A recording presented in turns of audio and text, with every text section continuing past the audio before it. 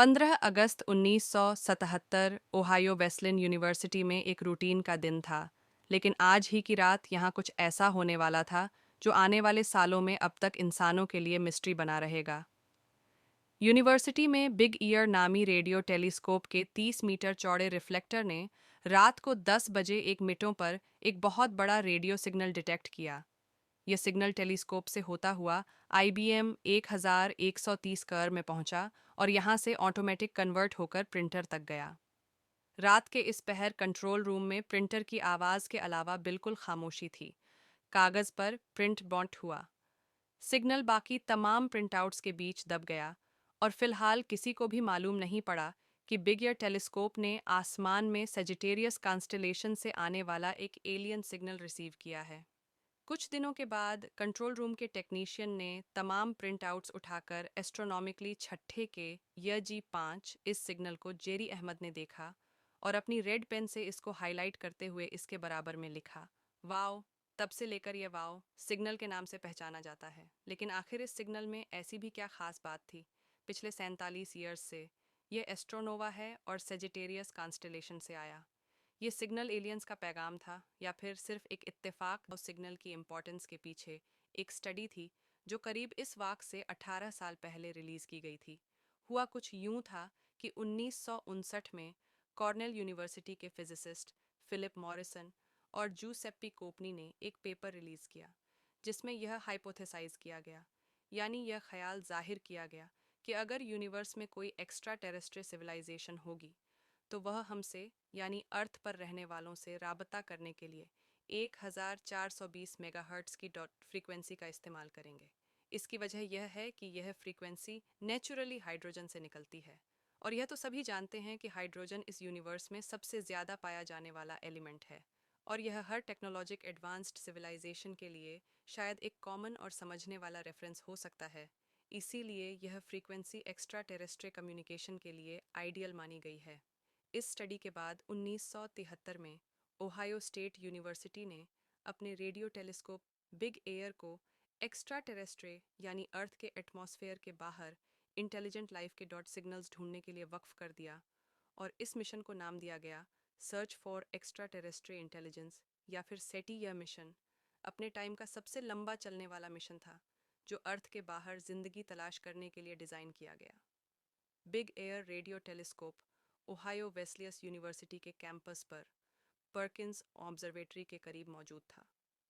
इसका मिशन आसमान के अलग अलग हिस्सों को स्कैन करना और किसी भी इंटेलिजेंट सिग्नल को डिटेक्ट करना था जो अर्थ के बाहर से आया हो। बिग एयर रेडियो टेलीस्कोप के डाटा को समझने के लिए एस्ट्रोनोवा से यह काम करने पर राजी थे।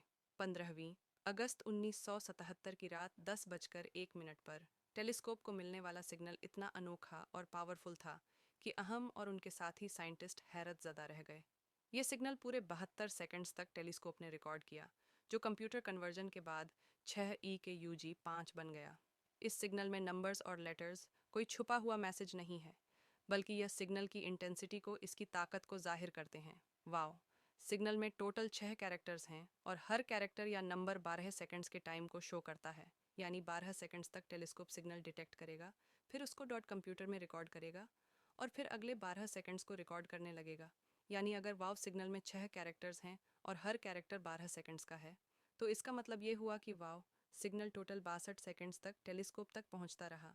आपको यहाँ बताते चलें कि जब टेलीस्कोप में कोई सिग्नल रिसीव नहीं होता तो वह 0 की वैल्यू रिकॉर्ड करता है। सबसे छोटा सिग्नल 1 है और इसी तरह जैसे जैसे जैसे नंबर्स बढ़ते जाते हैं, इसका मतलब सिग्नल की इंटेंसिटी, इसकी ताकत बढ़ रही है। नॉर्मली बिग ईयर टेलीस्कोप में 1 से लेकर 3 या 4 इंटेंसिटी के सिग्नल्स रिसीव होते रहते थे, लेकिन वाव सिग्नल की शुरुआत ही 6 से हुई। 10 से बड़ी वैल्यू का सिग्नल होगा तो वह अल्फ़ाबेट्स में बदल जाएगा, जैसा कि 10 का मतलब है A11 का, B और 12 का C। इसी तरह यह आगे बढ़ेगा। वह सिग्नल का दूसरा हिस्सा कंप्यूटर ने E में कन्वर्ट किया, जिसका मतलब है 14, यानी जहां पिछले 12 सेकंड्स में सिग्नल की इंटेंसिटी 6 थी, वहीं दूसरे 12 सेकंड्स में 14 हो गई। तीसरा क्यू है जिसकी वैल्यू बनती है 26। इस सिग्नल की सबसे बड़ी वैल्यू 30 थी, जिसको कंप्यूटर ने यह में कन्वर्ट किया और फिर आखिरी के 2 हिस्सों में इसकी वैल्यू यानी 20 हुई और फिर फाइज वाव सिग्नल की सबसे ख़ास बात यह थी कि यह सिर्फ 1420 मेगाहर्ट्ज़ की फ्रीक्वेंसी के चैनल पर सुना गया, वही फ्रीक्वेंसी जो कुदरती तौर पर हाइड्रोजन एलिमेंट से निकलती है। यही वजह है कि एस्ट्रोनोवा उठ रहा होगा कि यूनिवर्स में इतने ज़्यादा एस्टेरॉयड्स, प्लेनेट, गैलेक्सी और क्लस्टर्स हैं। हो सकता है यह सिग्नल रैंडम कहीं से जनरेट हुआ हो, तो फिर इसे एलियन से ही क्यों जोड़ा जा रहा है? असल में 1420 मेगाहर्ट्ज़ फ्रीक्वेंसी हाइड्रोजन लाइन की है, जो यूनिवर्स का सबसे डॉट कॉमन एलिमेंट इमिट करता है।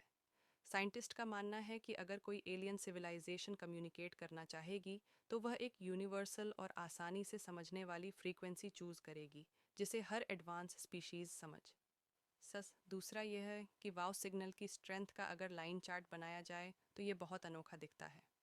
ये सिग्नल 30 की वैल्यू तक गया और फिर आहिस्ता आहिस्ता फेड होता गया, और इस तरह के सिग्नल सिर्फ जानबूझकर जनरे